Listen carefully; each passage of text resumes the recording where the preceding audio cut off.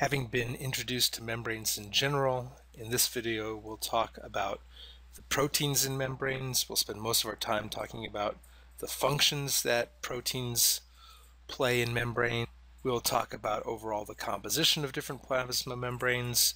We will talk about specific membrane protein types, channels, transporters, anchors, and receptors, and we'll discuss specifically how hydrophobic amino acid regulate the position of proteins within the hydrophobic bilayer. Proteins play roles in transporting molecules in and out of membranes. They play structural roles interacting with extracellular matrix elements on the outside of a cell, with cytoskeletal elements on the inside of a cell. They're key for transmitting information from the outside world to the inside world by binding molecules on the outside and enzymatic processes on the inside. A key one being phosphorylation of internal proteins as a way of relaying information. The classic way of proteins interacting with cells are through alpha helices. There are many proteins that cross an alpha helix with a single alpha helix.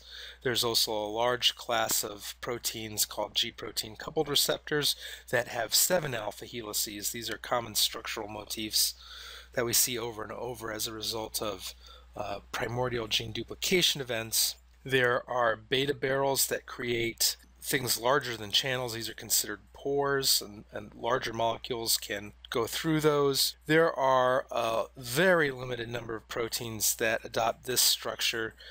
They help maintain the curvature of membranes, but you won't encounter too many of those. We have the balloon on a string type motif, which we've talked about before, where a protein is tethered to a lipid molecule here. This lipid molecule is trapped in the lipid bilayer, and so that this protein will always be present right next to the surface of the membrane. The links to the lipids can get more elaborate. This is a GPI linkage. Proteins can also interact with membrane proteins themselves, and thus, like the balloon on a string motif, always be near membranes. And of course that can happen outside the cell as well. And as we've mentioned many times, in the cases where an alpha helix crosses the membrane and we have the hydrophobic tails, the fatty acid tails here, and then we also have the hydrophilic heads, that the amino acid structure has to mimic those properties. Hydrophilic amino acids interacting with hydrophilic lipid heads, and then in green, hydrophobic amino acids interacting with hydrophobic lipids. And I want you to think of this as sort of a positional marker for the protein. The protein cannot move up or down on this picture. It's like a buoyancy float. If the alpha helix starts to move in one direction, these hydrophobic amino acids will come in contact with hydrophilic heads and the aqueous solvent, but also it cannot be pushed downward. These ones will start to get exposed, but also you'll start trying to bury hydrophilic amino acids in the hydrophobic interior.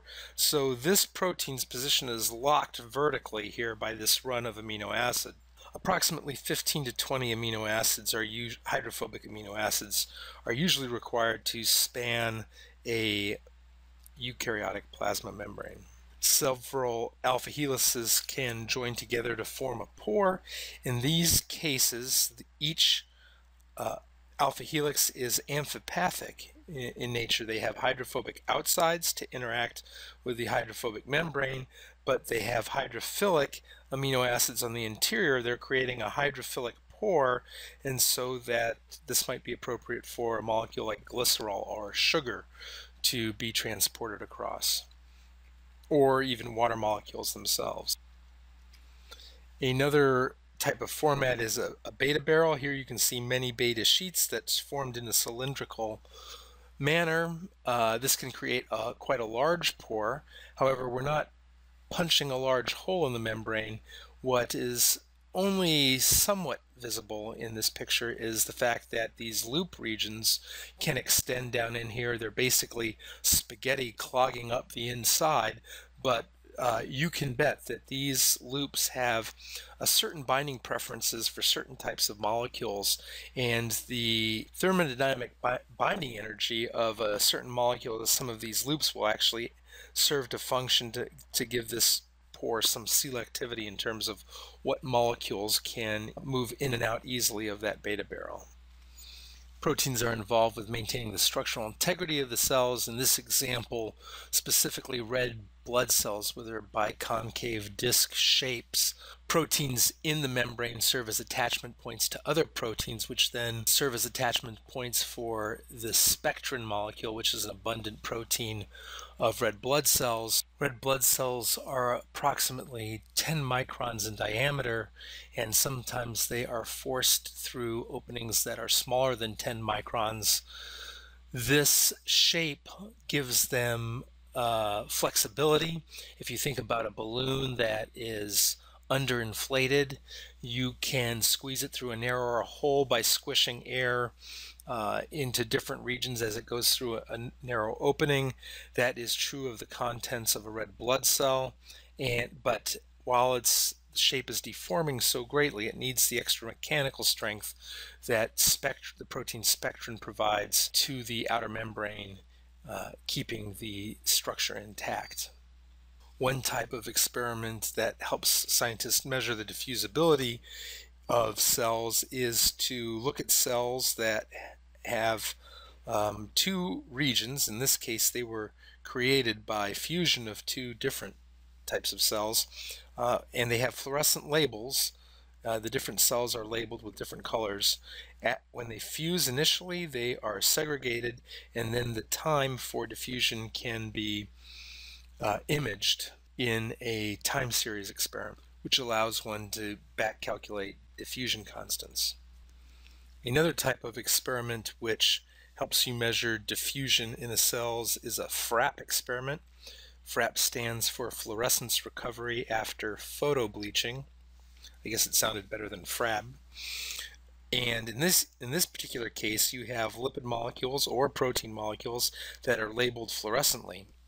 Lasers can relatively easily have beam wastes of a micron or so, and so that you can focus a laser beam on a small portion of a cell. Now you're photo bleaching just because you're hitting it with so many photons and you're keeping electrons in so many excited states that there is some probability every time that they're excited that they will destroy themselves through chemistry with an oxygen molecule or other mechanism, and so that you have a photo bleached portion of the cell here in white, and then over time you'll have diffusion of the destroyed fluorophores out and also diffusion of intact fluorophores into the region that was illuminated with the laser.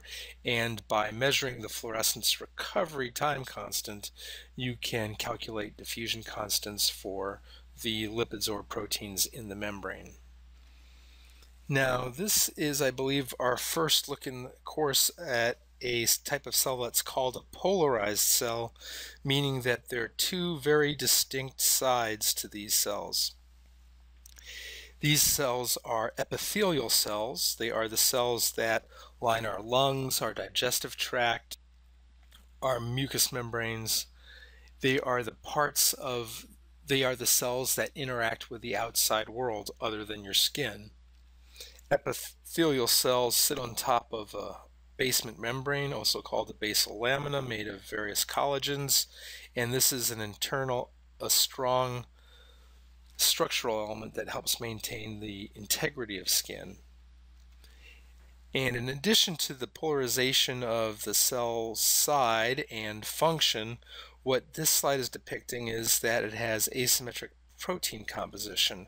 The red proteins are restricted to the basal region, and the green proteins are restricted to the apical region of these cells.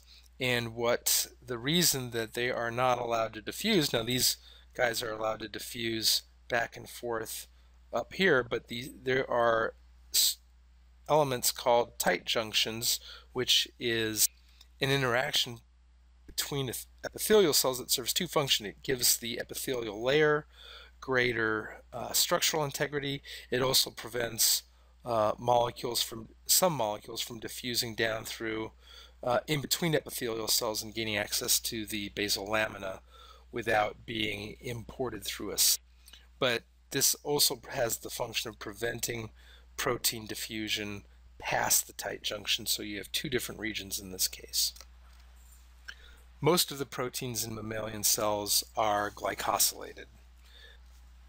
These sugars can play many roles, but I have to say in general it's poorly understood. Sugars can be receptors for small molecules. They can mediate interactions between different types of cell.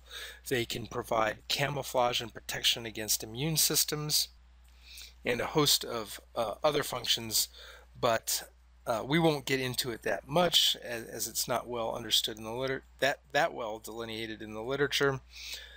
And in fact, the book will generally omit. You'll see pictures of membrane proteins all the time, and only when they're specifically talking about the glycosylation portion of the protein will they even bother to picture it. So there's something one of you can study productively. Okay, thank you for listening.